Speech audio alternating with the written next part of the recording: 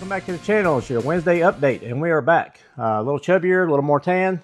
We had a lot of fun running the cars on the beach last week. The Grom, Eric's car, probably took the worst beating. I did let a newbie play with it a little bit, trying to get the youth involved, and proceeded to blow a tire out because it was unloaded upside down, full throttle. So Eric, I owe you a set of tires because these don't come in individuals, and the foam is gone, so no gluing that one back. But we'll get him a set of tires. We'll head down to Anderson RC one day this week and put a new fresh set of shoes on this thing. Got the usual expected comments about running in the sand. How can you do that? Why would you do that? Mostly on Facebook groups. It's just gritty dirt. If you've ever driven a car in the South, here we are in North Carolina here, red clay makes the most mess. I mean, that stuff goes everywhere, stains everything. Running on the sand, if you stay in the dry stuff, it's just a matter of blowing it out good. Still don't have any kind of gritty noises or anything, so I hadn't been super concerned about tearing the car down and looking for dirt inside the transmissions or drive line anywhere. So we blow it out, put a little WD-40 on some of the parts. I did wash it with fresh water. This car took a bath. This one was washed in the sink. Probably, like I say, the worst damage on this one was the tire, and we got a little surface rust on the dog bones. That's just come to be expected. And the Grom, the Mojave, took the worst of it. I did end up in the water with that one, and salt water didn't kill it. I immediately took it back to the house, washed it out, let it dry in the sun. No problems. Everything works great. This is my paint job with the craft paint too, and it's held up really well. The only damage to report on the paint, like I did put some aluminum tape on the fender wells and stuff. But this body's a little bit wider than stock. This is the Silverado body, Proline. The only issue on paint is across the roof right here. That was a very shelly sand because they had to grade that beach off because it got severely damaged on the second and third hurricane that hit it. We were there for the first one last year, and then two more come in and did a lot of damage. So the sand was pretty aggressive, and it got between the body and the roll cage, and we got a couple little chips across the edge. Can't really see it. I could probably touch it up if I really wanted to, or just strategic decal placement and put a decal right there. But like I said, this one went in the ocean, got washed with a water hose when we got back, and that craft paint is holding good. Although I did do a custom mix on that, so if you hadn't seen that video, check it out because it was right before we left. As far as the pan car build, the PR7, I am getting back on that. I got to get some hardware for it because I really want to run that thing. We've got a race coming up at the end of the month, end of August, August 31st, actually the last day of the month. Got a big carpet race coming up here locally, and not that I want to race that car, but at least want to have it ready and run it. And I'll race probably my Losi NASCAR and my breakout truck. So that's coming up. Still got the Doom Masters. One of these is Joseph. The bottom one here is Chris. He's already got his built with fancy doodads. My car, I need to build it. I may not build that one on channel because I've already built one, and I kind of fast forwarded through that build. I want to wait till we get something a little more unique that I haven't done. Got to build that Kyosho Optima. That one is, I hadn't built one since I was probably about 12 or 13 years old, and it was quite a challenge back then. And they're not the easiest cars to work on after the fact too. You got to take so much stuff apart to do anything with them. But that's coming up. We got a couple kits. I got like 6 or 7 kits that need to be built.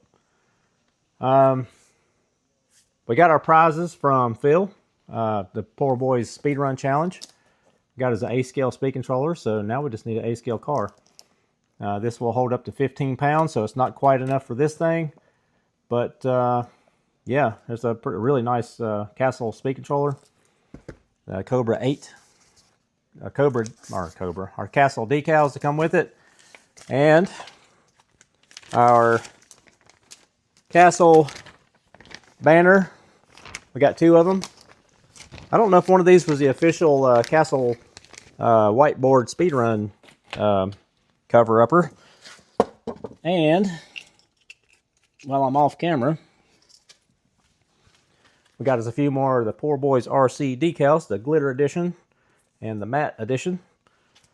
Very cool feel. Thank you, thank you. Always like the swag. We'll hang one of these banners up in the background. We're not sponsored by anybody other than our local hobby shop that helps us out a little bit here and there, and my friends and family. So we'll leave that up there since they were nice enough to sponsor the Speedrun event, and we got a speed controller. All right, another thing that came in the mail is another battery. We got to do a review on this. This is from Hobby King. They were another sponsor of the Speedrun Challenge. They actually reached out to me before the Speedrun Challenge and wanted to know if we would review some batteries. We did do a review in this car. They sent us out two 9500 Turnigy batteries for this car. I ran those batteries all week last week.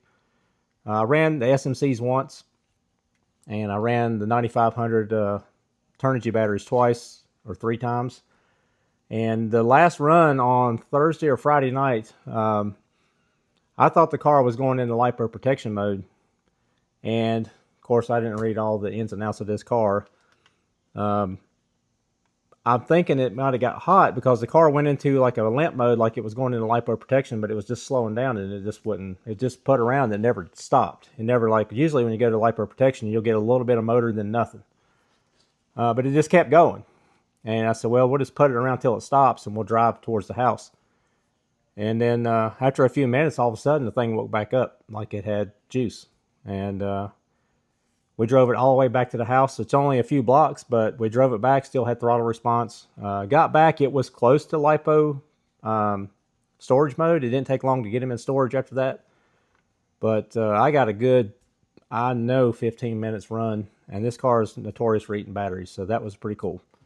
All right, guys, before we left, I said we was going to put a few more things on eBay. My buddy Tommy donated a few of his old stuff that he had, just cleaning up around the house. And he gave me a box of just miscellaneous low-C XX parts. We got some XX instructions manuals for the truck and the buggy. These are listed. It'll be in the description. Just some miscellaneous buggy parts, some front wheels that's got a little bit of glue on them, but the face is super clean. It's never been mounted on a car. It must have been sitting up against something. But that would clean up nice. Suspension arms, some steering stuff, just miscellaneous stuff. So check out that listing. We're just trying to raise some funds to recoup from our trip. Got a few more things I want to pick up for this fall for racing and to build our racetrack inside the garage here, since we don't have a truck to build, a real truck. So stay tuned for that, because probably sometime mid-September, early October, I want to have a racetrack in here. So we can get a few buddies over on a Wednesday night or something and do some racing and actually video it. Maybe do some kind of series or something. Make a thing out of it to get everybody together. All right, up next, probably Sunday's video will be this crawler body. This is for a buddy at work. I do not do commission work or customer work anymore. I simply don't have time. As you can see, I'm filming Wednesday videos like 12 hours before I'm trying to post it. My production value probably reflects that. But this is going to be pretty cool. It's going to be weathered. It's going to have some spray paint graphics, graffiti on it, some blood and handprints and all that to make it look like the Zombie Mobile. Perfect timing. We're getting into fall. And it won't be long before it's cooling off and it turns into pumpkin season, and we'll have a pretty cool body for that. That'll actually be done hopefully this weekend, and that's the plan for Sunday, is to have that done. So tune in for that. We've been out of the paint shop for a minute, and we don't want to get too rusty, and need to jump back into it. All right, right before we went on vacation, the folks at EBL reached out to us and wanted to know if we would be interested, if our viewers would be interested in something like this, and I think we all will. This is a 8AA nickel metal hydride charger. We're going to read some of the features on the back. Let's see, you can charge 1 to 8 cells, so you can do 1 battery or you can do 2, however many you need. If your transmitter only has 4, you can charge your 4. With the price of AA batteries being like $8 to $10 for 4 batteries, these right here can just recharge. The charger can be used with a USB port. You can charge it off your phone, tablet, so on. It has a MCU pulse charging system, so you cannot overcharge this battery. or over discharge. Can be applied to global supplied voltage. So this thing will work worldwide, evidently. And yeah, let's open it up and see what we got.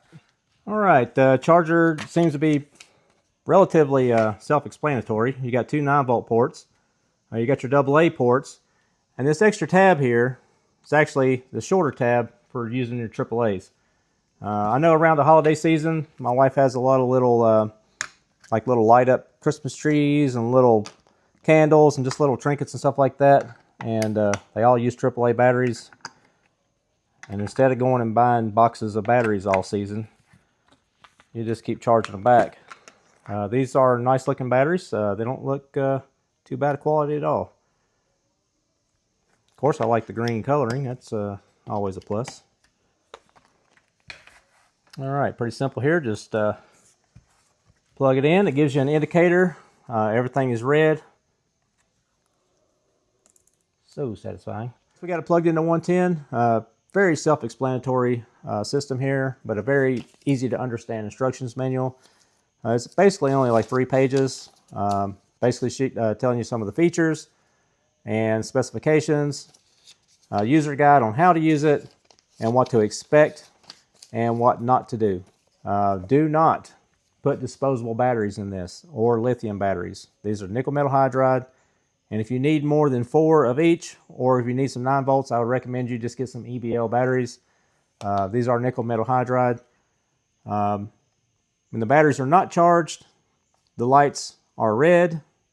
They're not very bright, but once this reaches the fully charged and ready to use, the lights will turn green, and then you'll be ready to go.